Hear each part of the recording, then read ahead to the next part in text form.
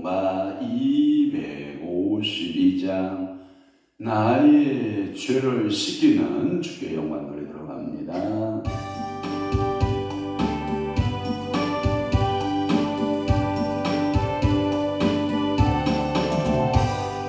나의 죄를 씻기는 예수의 피밖에 없네. 하기도 예수의 피밖에 없네.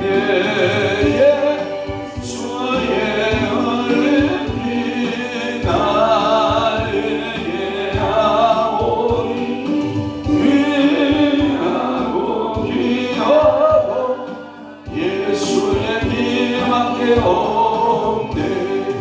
나를 정케 하기는 예수의 피밖에 없네. 사죄하는 증거도 예수의 피밖에 없네. 예수의 흘린 피 나에게 나오니 귀하고 귀하고 예수의 피밖에 없네. 나의 죄 하기는 예수의 피밖에 없네.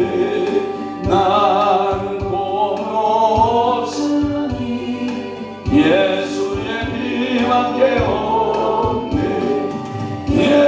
예수의 흘린 피 나에게 하오니 귀하고 귀하고 예수의 피밖에 없네. 평안함과 소망은 예수의 피밖에 없네. 나의 의는 이것뿐 예수의 피밖에 없네. 할렐루야. 예수의 흘린 피 나에게 나오니 귀하고 귀하고 예수의 피밖에 없네. 영원토록 내 알마 예수의 피밖에 없네.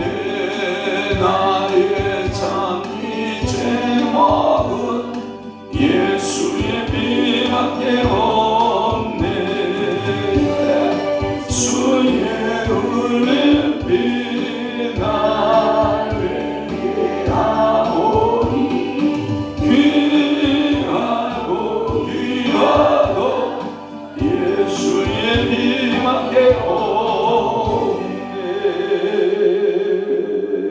아멘. 전능하사 천지를 만드신 하나님 아버지를 내가 믿사오며 그 외아들 우리 주 예수 그리스도를 믿사오니 이는 성령으로 잉태하사 단종녀 마리아에게 나시고 본디오 빌라도에게 고난을 받으사 십자가에 못 박혀 죽으시고 장사한 지 사흘 만에 죽은 자 가운데서 다시 살아나시며 하늘에 오르사 전능하신 하나님 우편에 앉아 계시다가 저리로서 산 자와 죽은 자를 심판하러 오시리라. 성령을 믿사오며 거룩한 공예와 성도가 설교통하는 것과 죄를 사하여 주시는 것과 몸이 다시 사는 것과 영원히 사는 것을 믿사옵나이다. 아멘.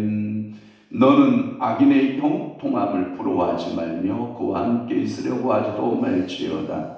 그렇습니다. 오늘도 악인의 형통함을 부러워하지 않게 하시고 악인과 함께 있지 않는 것이 얼마나 축복인가에 대하여 우리에게 깨닫게 해주시니 감사합니다. 복이 있는 사람은 악인의 길을 쫓지 아니하며 주인의 길에 서지 않는다고 하였사오니 우리를 성별하게 하사 우리의 입술을 성별하시고 우리의 발걸음을 성별하시고 우리가 앉는 모든 것들을 주님 성별하시고 거룩하게 하시고 의의 자녀, 믿음의 자녀, 축복의 자녀로 우리 주님께서 저희들을 사랑하시고 복 내려 주옵소서.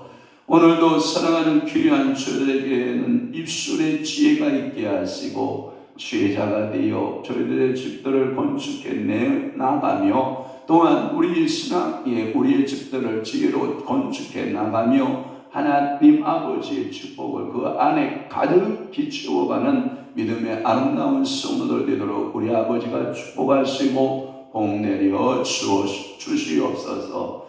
오늘은 또한 금요일입니다. 하나님 이 새벽 시간부터 금요 저녁 기도회까지 성삼위 하나님 영광홀로 받으시옵시고 또한 내일은 하나님 저희들 교회 이준 및 임직 감사 예배로 하나님께 영광을 돌리겠사오니 사랑하는 이들을 주님이 축복하시되 특별히 임직 받는 이들을 주님이 사랑하시고 성령을 기름 붓듯 부으시고 사명 감당할 수 있는 하나님 건강의 축복과 재정적 축복과 환경적인 모든 축복을 주님이 허락하셔서 잘 감당하여 우리 주님 앞에 칭찬받고 우리 주님으로부터 사랑받는 귀한 은혜가 넘쳐나도록 아버지 복 내려 주시옵소서.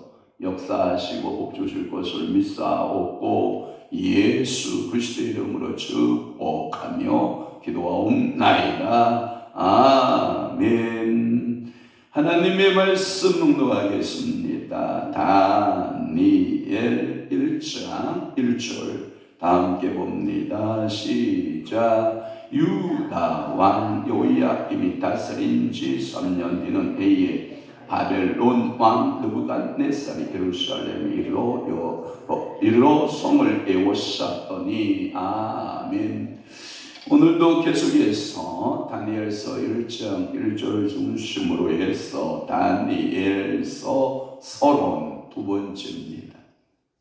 다니엘서 서론 몇 번째? 두 번째 말씀으로 은혜를 받습니다. 자, 첫째 저자의 문제입니다. 저자는 다니엘입니다. 여러분 성경에 보면 여러분 좋은 성경 그 위에 보면 여러분들이 다 나와 있죠. 저자 누구? 다니엘. 우리는 그렇게 아는 게 좋습니다. 학자들 간에 수많은 논쟁이 있습니다. 아니다, 다니엘이 아닐 것이다. 이후에 문학에서 이게 편집되었을 것이다. 에스라일 것이다. 또는 어떤 무명의 사람일 것이다. 그건 다 썰이에요. 그냥 다니엘 머릿속에 박이시를 바랍니다. 다니엘이 뭘 썼다? 다니엘서를 기록했다라고 하는 거예요. 다니엘서는 아마도 이 다니엘에 의해서 주전 6세기경에 바벨론에서 기록되었다는 것이 유대교, 그러니까 전통적 유대교와 또 기독교, 그리스도교의 오랜 전승이었다라고 하는 것이고, 이 전승들이 도전을 받긴 했습니다만은 그래도 모든 성경의 다니엘서의 저자는 다니엘.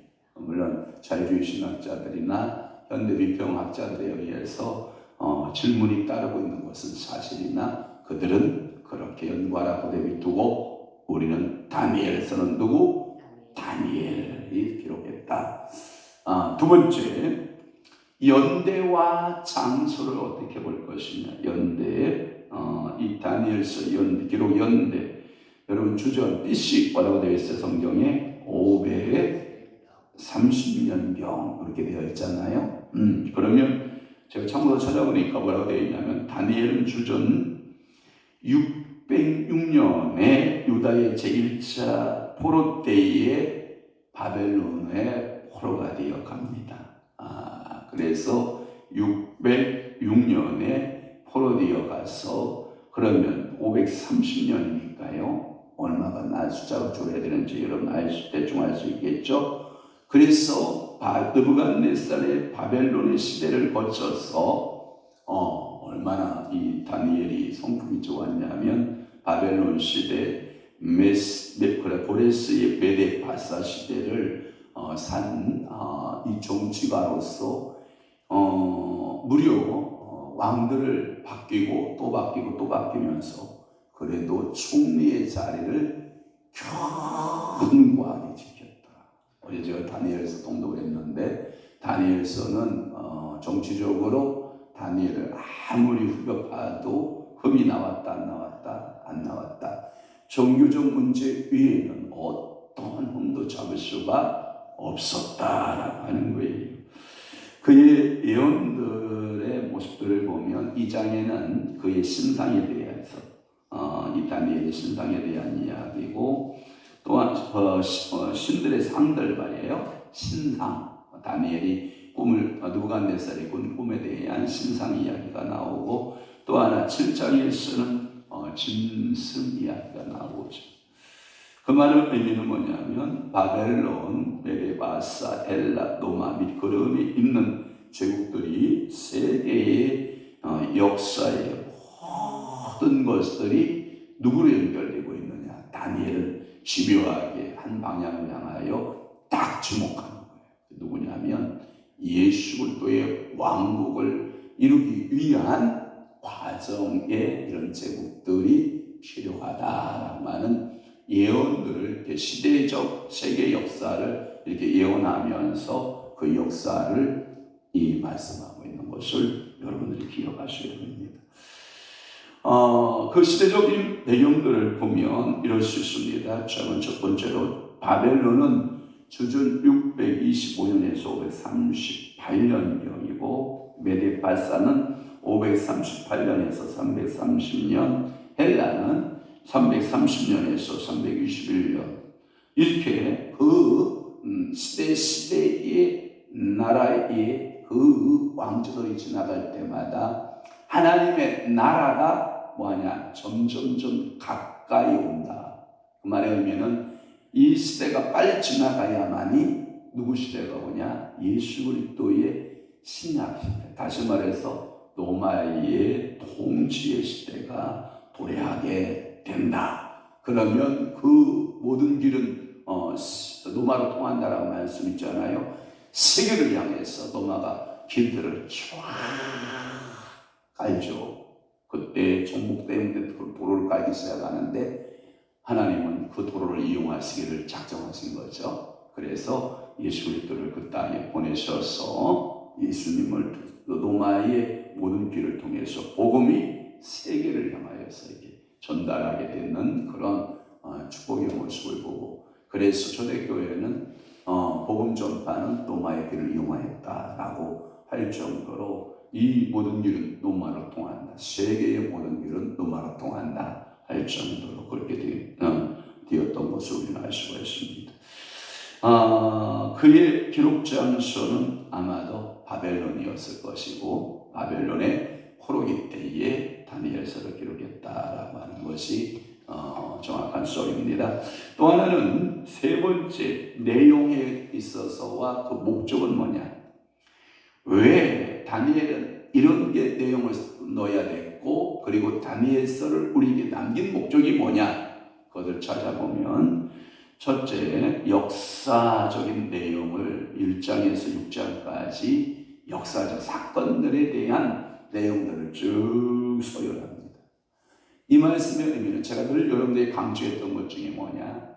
하나님의 역사는 역사를 통해서 하나님 역사라고 하니까 스토리라고 하는 게 아니라 하나님의 역사는 워크 하나님의 일을 말할 때에는 역사를 빼놓고는 말할 수 없는 거예요. 왜냐하면 하나님이 우리 인간들의 시간을 만드셨고 그 시간 안으로 전능하신 하나님이 들어오신 것이 창세기 1장 1절이에요. 그래서 태초에 하나님이 천주를 창조하시니라 하나님의 개입하심이에요. 그 대신 요한복음 1장 1절에 태초에 하나님이 계시니라. 이 말은 무시간적인 하나님, 언제부터 존재할지는 모르지만 스스로 계신 하나님, 거기에 대한 시간. 그래서 요한복음 시간은 무한전 시간 속에 계셨던 하나님이 창세기 1장 1절에 시간 속으로 개입하여 들어오시는, 그래서 히스토리, 역사 가운데로 들어오는 그 하나님의 일하심을 우리가 목격하게 되는 거거든요. 그 말의 의미는 하나님은 시간 속에서 일하셨다. 그것은 당신 혼자 존재하려고 하지 않았고 사람들과 함께, 다시 말해서 당신의 모양과 당신의 형상대로 창조한 인간들과 함께 하나님은 일하고 계시다. 믿으시면 아멘. 그래서 그 바벨론이라고 하는 제국을 이용하고 그 다음에 그 메데바사나 그 다음에 헬라, 로마 이러한 시대적인 상황들에 대한 역사적 이야기가 그렇게 기록이 되어져 있다라고 하는 거죠. 또 하나는 계시의 편이에요. 계시. 역사와 계시가 있는데 7장에서부터 12장에서는 소위 여러분들이 요한계시록과 같이 구약의 계시록적인 사건들을 쭉 구분하고 있는 거죠. 그러니까 다니엘서를 두 개로 쫙, 사과를 반쪽으로 쫙 쪼개면 씨가 보이죠? 그와 같이 여러분들이 다니엘서를 반으로 딱 쪼개라. 1장에서 어디까지? 6장까지, 7장에서부터 어디까지? 12장까지 6장씩 딱 쪼개면 첫 번째는 역사고 두 번째는 뭐다? 계시다. 머릿속에 두셔야 됩니다. 그래서 역사와 계시. 그러면 1장에서 6장의 그 역사를 좀 살펴보면 희한하게 되어 있어요. 보편적으로 이 바벨론 제국을 중심으로 한 역사는 얼마나 좋아요? 그렇지 않아요. 하나님은 그 제국이 어마무시하게 큰 제국이 일어난 거에 관심 없으세요. 하나님의 역사는 누구에 관심이 있냐? 온통 다니엘을 향하여 있어요. 이야, 이게 이래서 하나님이 위대한 거예요. 아이고 목사님, 다니엘이 지가 그 기록했으니까 그 기록서에서 자기중심적으로 역사를 보고 기록한 거 아니요? 아니요. 그건 인간의 이야기요. 하나님은 다니엘을 중점적으로 보고 있는 거예요. 하나님은 이 다니엘을 통해서 당신의 일들이 어떻게 펼쳐질까에 대하여 기준점을 두게 됩니다. 자, 우리 학교에서 이렇게 말합니다. 운동장에서 막 떠들고 놀아요. 체육 선생님이 딱 마이크를 잡아요. 자, 지금부터 1학년 6반을 중심으로 해서 기준점을 1학년 6반, 자, 기준점, 자, 기준, 자, 좌우로 정렬 한단 말이에요. 그러면 1학년 1반부터 쭉 해서 6반이 기준점이 돼서 2학년 1반부터 3학년까지 쫙 적어준단 말이에요. 이게 기준점이라고 하는 것이 그렇게 중요한데 역사의 기준점은 바벨론에 있지 않아요. 역사의 기준점은 하나님은 유독 누구를 향하여 주목하고 있냐면 다니엘을 향하여 주목하고 있다는 거예요. 그러니까 오늘도 여러분 그런 의식을 가지셔야 돼요. 인류 역사가 왜 돌아가냐? 나 때문에 돌아간다. 오늘도 해가 왜 뜨냐? 나를 위해서 또 떤다. 이런 역사적 의식을 갖는 게 좋은 거예요. 이게 뭐냐면 자존감이라고 해요. 자존감. 여러분들 교만함과 자존감은 달라요. 그러니까 오늘도 여러분들이 자존감을 가져야 돼요. 자존감 의식을 여러분들이 잃어버리면 안 돼요. 그래서 다니엘 중심으로 한 역사가 1장에서부터 6장까지. 그 다니엘을 중심했는데 다니엘과 신학적 성격을 같이 하고 있는 세 친구들의 모습이 나와요. 거기에 보면 6절 말씀에 보면 1장 6절에 보면 다니엘과 하나냐와 미사엘과 아샤랴예요. 그들의 이름을 바꾸죠. 다니엘을 벨드사살이라고 하고 7절에 보면 하나냐를 사드락이라고 하고 미사엘은 메삭이라고 하고 아사랴를 아벳느고라 이렇게 이름하였더라. 이렇게 다니엘을 중심한 그의 세 친구가 바벨론의 포로지에서 뭘 지키는 모습이냐면 확고한 신앙 지키기예요. 신앙 지키기. 그 말은 우리에게 주는 메시지예요.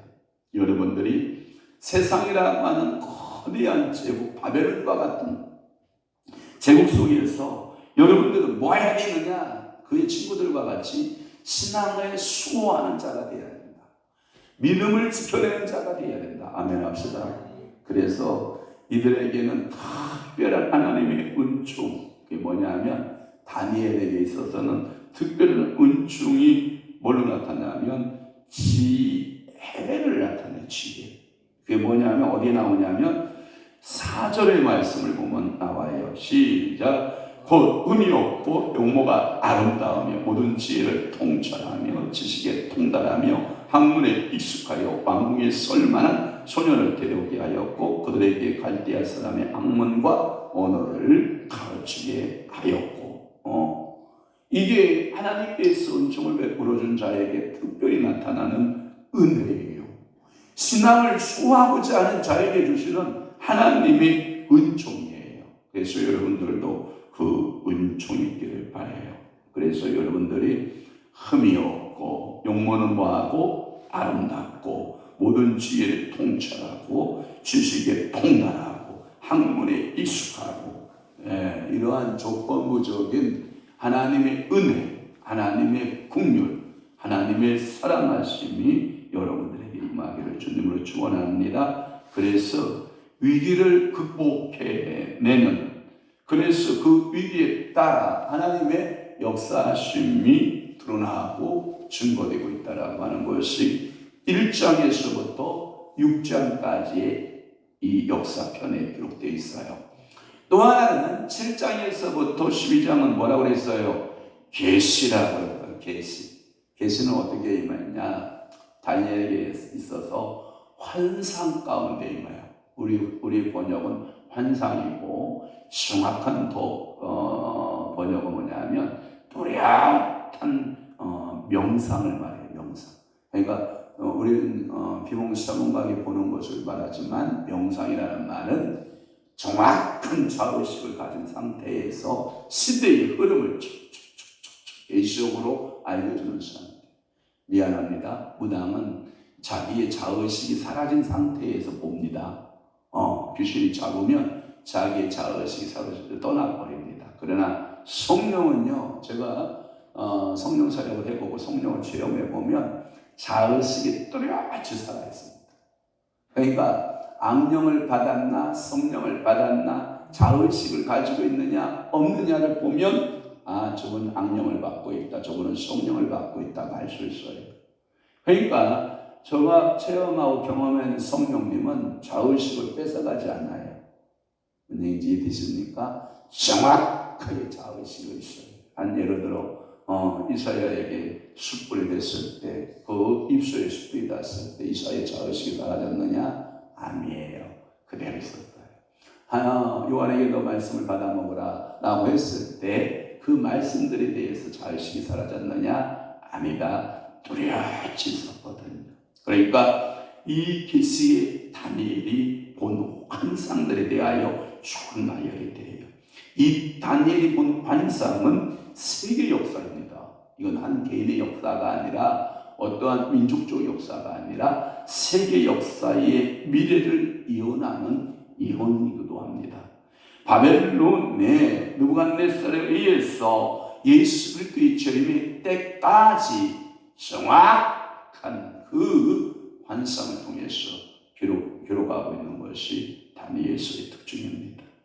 특별히 이 다니엘은 이렇게 예언하고 있습니다. 너희 하나님 여호와가 유대인들의 하나님이라고 생각하지 말아라.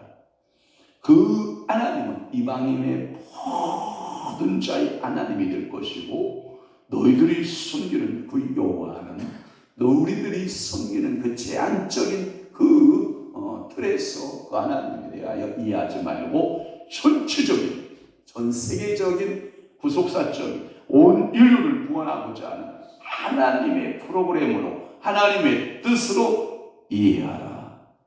그리고 그 후에 메시아의 왕국을 실현하시는 그 하나님에 대하여 이해하라. 제가 그렇게 얘기했잖아요. 저는 다니엘서를 통해서 나타난 하나님의 나라에 대한 연구를 논문을 2개나 썼단 말이에요. 그러니까 하나님의 나라는 다니엘이 단순하게 보고한 내용이 아니라 하나님의 나라는 다니엘을 통해서 그 역사의 계시적인 사건들을 미리 모형적으로 다 말씀하시고 그 모형적인 말씀대로 척척척 하나님 나라가 진행되는 프로그램이다. 그러니 다니엘서의 총체적인 내용은 저는 뭘로 봤냐? 하나님 나라로 본 거죠. 그래서 여러분들의 개인적인 하나님 나라가 더 성장하고 성숙해지면 이런 거와 같아요. 씨앗이 작은 씨앗을 심어요. 그러면 쌍떡잎이 이렇게 두 개가 나오는 것도 있고 하나의 떡잎이 나오는 경우도 있어요. 보편적으로 씨앗은 쌍떡잎으로 이렇게 나온단 말이에요. 그것을 보고 야 이게 콩이 될 수 있다. 예를 들어 콩을 심었는데 그 쌍떡잎 콩이 싹이 났다고 야 이게 콩이 맺히겠어? 라고 하는데 어느덧 자라서 가을에 콩 한 알이 이렇게 큰 수확을 거두게 하시. 그러니까 성경 속에서 보면 다니엘이 본 환상 가운데 하나님 나라가 언제 실현되겠어? 그렇지만 어느덧 그 역사는 흘러가서 그 예언대로 하나님의 나라는 실현된다 안 된다? 된다. 이게 이제 성경에 보면 작은 씨앗 비유 가운데 겨자씨 씨앗 있잖아요. 겨자씨 그게 작은 씨앗이 예언적인 모습으로 한 예언자가 심은 씨앗이지만 그 씨앗은 점점 자라서 큰 거목으로 변하듯이 하나님의 나라가 그걸 보고 뭐래요? 성숙해 간다, 익어간다. 그러나 그 이미 하나님 나라의 씨앗을 보면 콩은 이미 콩이잖아요. 그러나 아직은 수확기는 아니다.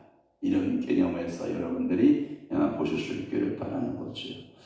그러면 목적은 뭐냐? 내용과 목적 지금 이제 세 번째 목적을 하는 거예요. 목적은 절망이에요. 족을 바라봐도 소망이 없어. 전부 백성들은 포로로 끌려다니고 백성들은 유린당하고 바벨론으로 일부 애국으로 피신 각기 이웃 나라로 살고자 걸음 하나 살려라 도망가 버리고 그렇게 영화로웠던 예루살렘은 돌 위에 돌도 남지 않냐고 햇바디어 다 무너지고 어쩌면 이 다니엘에게 있어서 시대적 잘못하거나 시대적인 아픔과 고통을 고스란히 담아야 했던 다니엘. 그는 환관장이로서 어쩌면 인생으로서는 가장 비참한 환관장이로서의 삶을 살아낼 수밖에 없었던 그 다니엘. 이 다니엘에게 있어서 하나님이 없다고 하면 절대 절망 맞아요. 그럼에도 불구하고 하나님은 모든 관심을 누구에게 쏟고 있다? 다니엘에게 쏟고 있다. 그리고 그 다니엘이 신앙의 중심을 딱 지키고 있는데 그의 세 친구들에게도 하나님은 또 친구를 붙여줬어. 확고한 신앙적인 자세가 얼마나 중요한가. 세상은 흔들리고 나라는 위기에 빠져도 다니엘과 그의 세 친구들은 자기의 신앙을 어떻게 했다? 견고하게 지켜냈다. 여러분 시대의 조류를 맞서 싸운다라고 하는 거 여러분 쉽지 않아요. 죽은 물고기와 산물고기의 차이점이 뭐냐? 죽은 물고기는 강물에요. 배를 허옇게 드러내놓고 물결 따라 바다로 떠내려가는 것은 죽은 물고기. 산물고기는 뭐냐? 거센 그물을 거스려서 강줄기에 물을 치고 위로 올라갈 수 있는 물고기. 물을 거스르는 것이 그 물고기의 생명이기 때문에 큰 성류로 향해서 치고 올라가는 그 물고기처럼 하나님 나라를 향하여 모든 세상의 물결은 바벨론 제국의 물결에 의해서 거센 물결이 홍수처럼 휘몰아 가고 있지만 그러나 다니엘과 그의 세 친구들은 그 물결을 거스려 하나님 나라를 향하고 있다는 것. 오늘 내 모습 아닙니까? 여러분들은 세상 사람들의 가치가 여러분들의 온 세상을 덮고 세상적인 논리와 세상적인 모든 것들이 다 편만한 이 시대 속에서 여러분들은 정말 세상 가치를 뛰어넘어 하나님의 말씀 가치를 붙들고 아멘. 예수 그리스도를 붙들고 아멘. 성령이 일하실 것을 믿고 앞을 향하여 한 걸음씩 나가는 여러분들에게도 다니엘이 받았던 그 은혜가 여러분들에게 넘치기를 바라는 것입니다. 더 나아가서 세계 역사의 마지막에는 여호와께서 다양한 나라들의 멸망을 제시함으로써 여호와의 신앙을 견지하는 것을 우리에게 말씀하고 있다는 거예요. 그러니까 오늘도 세상을 바라보는 이보다 세상 속에 있지만 여러분들의 눈이 흐려지거나 여러분들의 생각이 멍해지는 것이 아니라 몰려오는 세상을 통해서 정신 바짝 차리고 우리의 눈과 시야는 주님을 향하여 똑바로 바라보고 내 마음을 단단히 붙들어 매고, 여러분 주님께 붙들어 매야 돼요. 여러분들 제가 모든 물건을 차에다가 짐을 이렇게 트럭에다 가득 실을 때요, 트럭 주인들이 하는 일이 뭐냐면 단단히 붙들어 매는 거예요. 왜냐하면 대형사고나거든요. 만약에 밧줄이 끊어지거나 밧줄이 풀려지면 엄청난 사고를 일으킬 것을 알기 때문에 그들은 그 밧줄을 아주 단단히 물어매거든요. 그래도 큰 사고가 나는 것은 그 밧줄이 끊어지고 연약하기 때문에 그런 사고들이 나고 있는 거거든요. 오늘도 여러분 내 마음을 누구에게? 예수 그리스도께 딱 초점을 맞추고 전능하신 하나님에게 쫙 초점을 맞추고 성령의 이끄심 따라 여러분들이 한 걸음 한 걸음 옮기는 신앙이, 더 나아가서 오는 모든 성도들에게 이 메시아의 왕국에 대한 소망을 심어주고 있는 것이요. 그리고 현실적인 신앙적 실현이 있다. 극복할 사람이다. 한물리요 무너질 사람이 아니라 이것은 뭐 할 사람이다? 극복할 사람이다. 그래서 종말적 축복을 대망하는 이 다니엘처럼 여러분들도 마지막 때 나에게 멸관을 씌워주고 최종적 종주자로 승리자로서 나를 세우실 그 하나님 바라보고, 오늘도 조금은 피곤하겠지만, 아니 오늘 여러분들이 번아웃은 뭐냐면 여러분들이 체력을 다 방전할 정도로 힘을 다 썼고, 또는 여러분들이 녹다운 완전히 일어날 힘이 없을 정도로 내가 다 그 충격 아래 그 다운되었다 할지라도 하나님은 일하신다 안 하신다? 하신다. 하나님은 일하신다. 그것을 여러분들이 굳게 붙들라라고 하는 것이 다니엘서의 내용, 다니엘을 통하여 우리에게 주시고자 하는 하나님의 마음, 하나님의 뜻, 하나님의 섭리가 이 다니엘 속에 있다. 그러니까 다니엘서를 통해서 자들하고 있는 성도는 어떡하고 마샤 일어나고 다시금 그 환난을 이기고 새우 승리케 하시는 그 하나님 바라보시고 오늘 하루도 믿음으로 살아내기를 축원합니다. 기도하겠습니다. 좋으신 아버지 하나님, 오늘도 다니엘을 택하신 이유와 다니엘서의 저자, 연대, 장소, 내용과 목적 살펴볼 수 있는 은혜 주시오니 감사합니다. 오늘도 소망 중에 믿음을 잃지 않게 하시고 하나님의 뜻을 잘 이루어내는 놀라운 은혜가 저들의 삶 가운데 펼쳐지는 역사가 임하게 도와주옵소서. 낙심하지 않게 하시고 절망하지 않게 하시고 피곤해야 하지 않게 하시고, 오늘도 전능하신 하나님이 나와 함께 하시니 내가 주님 앞에 나아가 주님을 찬양하며 주님을 경외하기를 소원하는 모든 성도들에게 한량 없는 성령의 기름 부음이 임하게 도와주옵소서.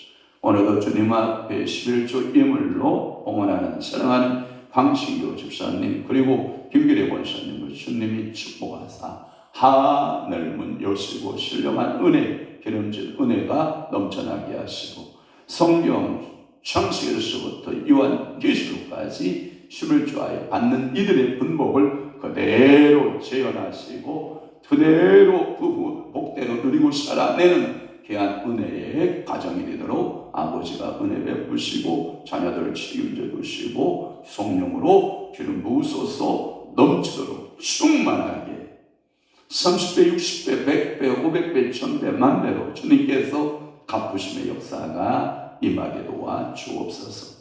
이제 는 우리 주 예수 그리스도의 은혜와 하나님 아버지의 극진하신 사랑하심과 성령님의 감화 교통 내주 위로 역사 충만하심 오늘도 남은 때에 더욱더 하나님의 말씀대로 소망 가운데 살아내어 영광 돌리기를 원하는 사랑하는 귀한 성도를 심령 위에와 교회 위에 이제부터 영원토록 함께 있을지어다. 아멘.